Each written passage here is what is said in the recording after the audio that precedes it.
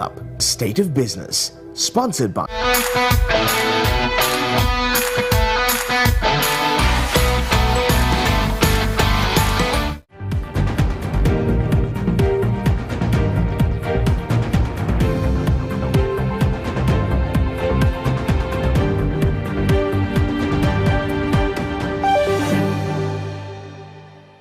Good evening and welcome to State of Business on our television.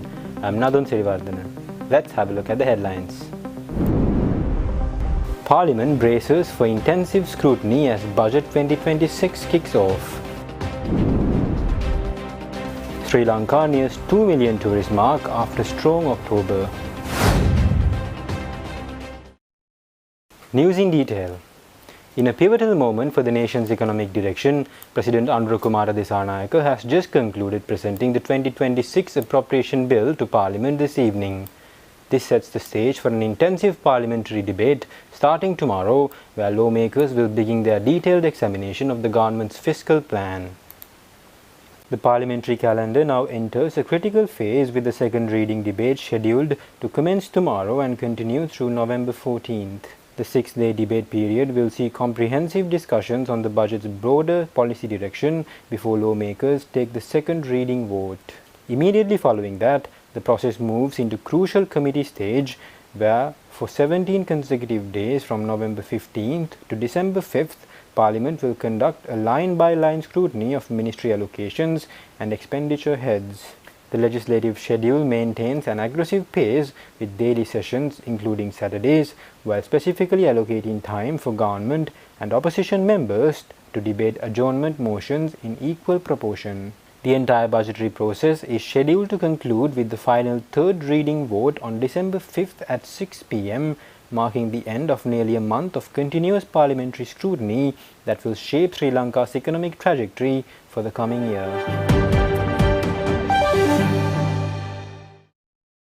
President Kumara Dissanayake, in his capacity as the Minister of Finance, presented the budget proposals under the theme of a productive economy and foster the engagement of everyone in economic development. The financial planning for the coming year has been mainly focused on boosting state revenue by strengthening tax administration, primarily through digitalization and widening the tax net. ආර්ථිකයේ සියලුම අංශවල ශක්තිමත් වර්ධනය හේතුවෙන් 2025 වසරේ පළමු භාගයේ තුලදී ආර්ථික 4.8කින් වර්ධනය වුණා. ඒ බහුපාර්ශ්වික සංවිධානවල පුරෝකතනයන්ද අභිවායාම. උද්දමනයේ මේ වන විට නැවත ධනාගයකට පැමිණ තිබෙනවා.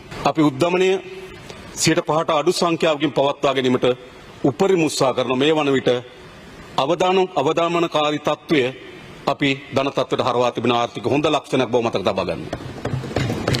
භාණ්ඩාගාර බිල්පත් පොලි අනුපාතික 8.3ක දක්වා අඩු වීමෙන් 33ට ගිය බවත් මතක තබා ගන්න. මේ රටේ අඩු වීමෙන් මූල්‍යාංශ ස්ථාවර වී තිබෙනවා. විනිමය අනුපාතිකද ස්ථාවර වී තිබෙනවා. ගෝලීය කම්පනයන් මැදියේ පවා ආනයන අපනයන ඇතුළත් විදේශාංශ ශක්තිමත් වුණා. The appropriation bill, also detailed by President Dissanayake, has set expenditure for 2026 at approximately 4.54 trillion rupees, with recurrent spending at 3.03 trillion rupees. The figures further show it dominating over capital spending 1.51 trillion rupees, paired with a borrowing ceiling of around 3.8 trillion rupees. ඒකෙන් තෑම දිස්ත්‍රික්කයකටම ආසන්න වශයෙන් ගත්තොත් ප්‍රජාශක්ති වැඩසටහන සඳහා රුපියල් මිලියන 1000ක් එනවා. ඒ අතර පාර්ලිමේන්තු මන්ත්‍රීවරුන්ට විමධ්‍යගත ප්‍රතිපාදන වෙනුවෙන් රුපියල් මිලියන 10 බැගින් ලබා දෙනවා. ඒ වගේම මම ඕගලන්ට සහතික කරනවා. හරි මම දන්නවා 2025 සිද්ධ වෙනුදී ඒක 2026 දී සිද්ධ වෙන්නේ නැහැ.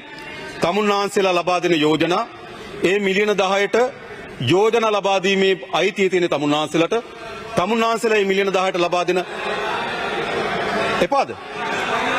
එපාද මේක? නෑ එපාද කියන්නකෝ.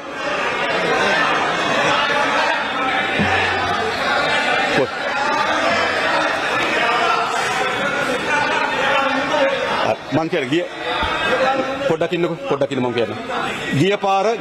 ගිය පාර සමහර තැන්වල සිද්ධ වුණා මං කියන සිද්ධ වුණ හේතුව හරියට තේරුම් ගන්න. ඉතින් ඒක වෙනස් කරන්නනේ හදන්නේ. ඒක වෙනස් කරන්න එපාද? ඒ කියන්නේ ගිය පාර විදිහට දානවා.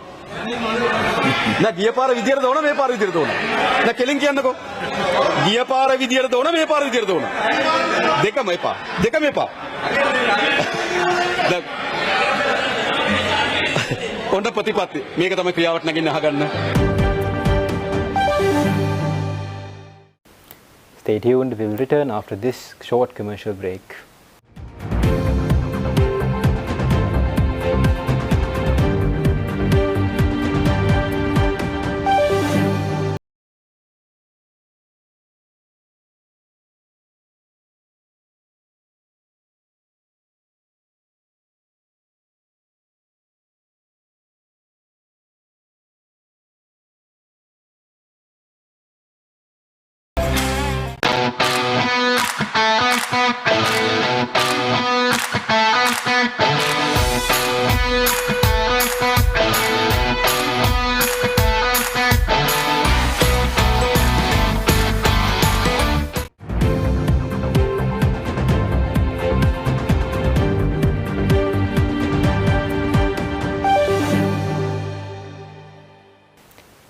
Welcome back.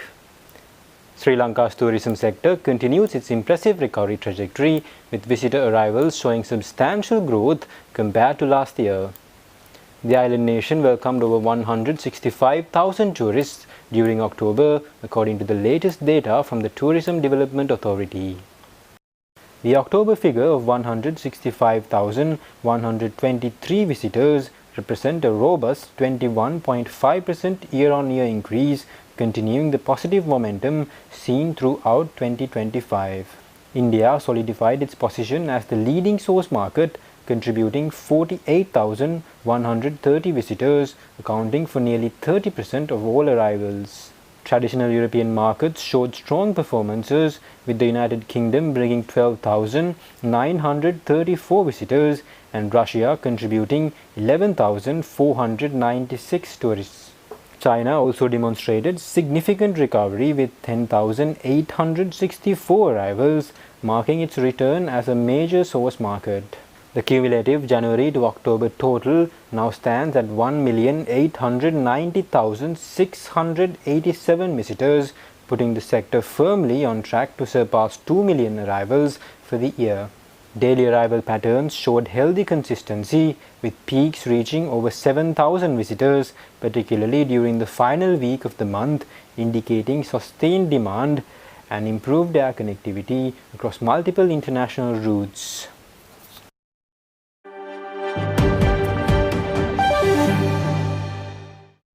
Now, a delegation of Sri Lankan businesses is currently in Canada, exploring new opportunities for investment and collaboration across multiple key sectors. The trade mission, organized by the Ceylon Chamber of Commerce, aims to strengthen economic ties between the two countries. The delegation, led by Sri Lanka Canada Business Council President MHKM Hamis, is engaging with Canadian business leaders, government officials and educational institutions across Toronto and Ottawa until November 8th. The agenda focuses on 4 key sectors: education, agriculture, information, technology and tourism. In the education sector, representatives are participating in the Canadian Bureau for International Education Conference to discuss joint degree programs and academic exchanges. The agriculture talks center on attracting Canadian investment into Sri Lanka's agri-tech innovation and food processing industries. The mission also includes meeting with IT firms and startups to explore digital innovation partnerships, while tourism discussions aim to build stronger travel links between the two nations. Before departure, the delegation met with Industry and Entrepreneurship Development Minister Sunil Handunetti, who endorsed the mission as part of broader efforts to connect Sri Lankan enterprises with global growth opportunities.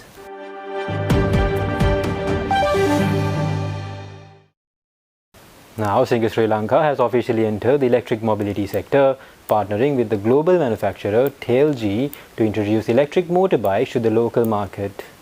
The company aims to provide affordable and environmentally friendly transportation solutions for Sri Lankan consumers. The strategic move represents Singer's significant diversification beyond consumer electronics and appliances into sustainable transportation. The partnership brings 3 distinct tail-G models to Sri Lanka, designed to meet various commuter needs. Singer is leveraging its extensive island-wide retail and service network to ensure comprehensive after-sales support, including accessible spare parts and trained technicians. The company has introduced special launch benefits, including attractive financing schemes and 2 free services to encourage early adoption. The initiative aligns with Singer's broader sustainable goals and addresses the growing consumer demand for eco-friendly transportation alternatives that offer lower operating costs compared to conventional fuel-powered vehicles. Today, we proudly take that same trust from homes to the roads of tomorrow with the launch of tail-G electric motorbikes, a partnership that truly embodies the future of sustainable mobility. This collaboration with tail-G, one of the world's leading electric two-wheeler manufacturers, represents a shared commitment to a cleaner, greener and smarter Sri Lanka. Together, we are not just introducing yet another product, we are introducing a movement, a step towards a more responsible and energy-efficient way of living.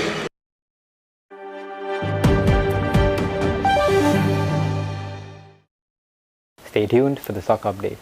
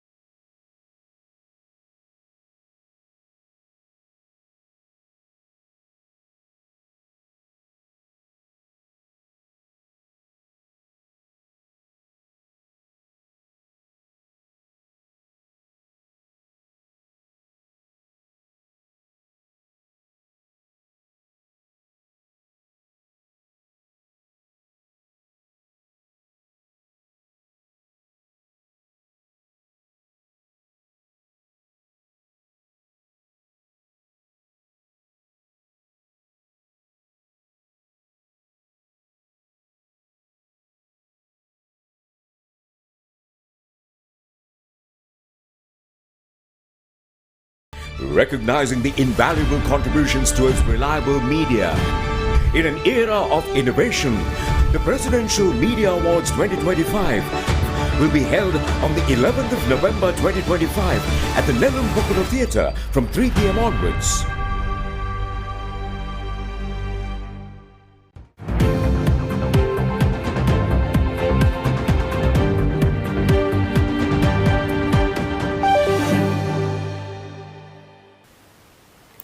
Trading at Colombo Stock Exchange ended on positive notes today. The all-share price index gained by 225.77 to close at 23,338.25. The S&P SL20 gained by 71.21 to close at 6,381.47. The turnover was over 6.7 billion rupees and over 208 million shares were traded. Up next are Forex rates.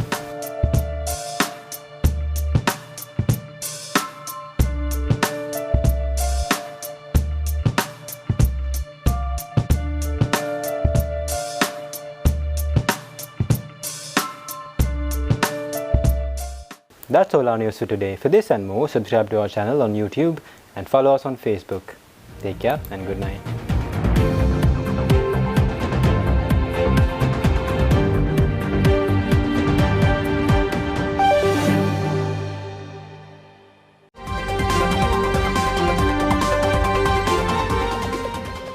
State of Business was sponsored by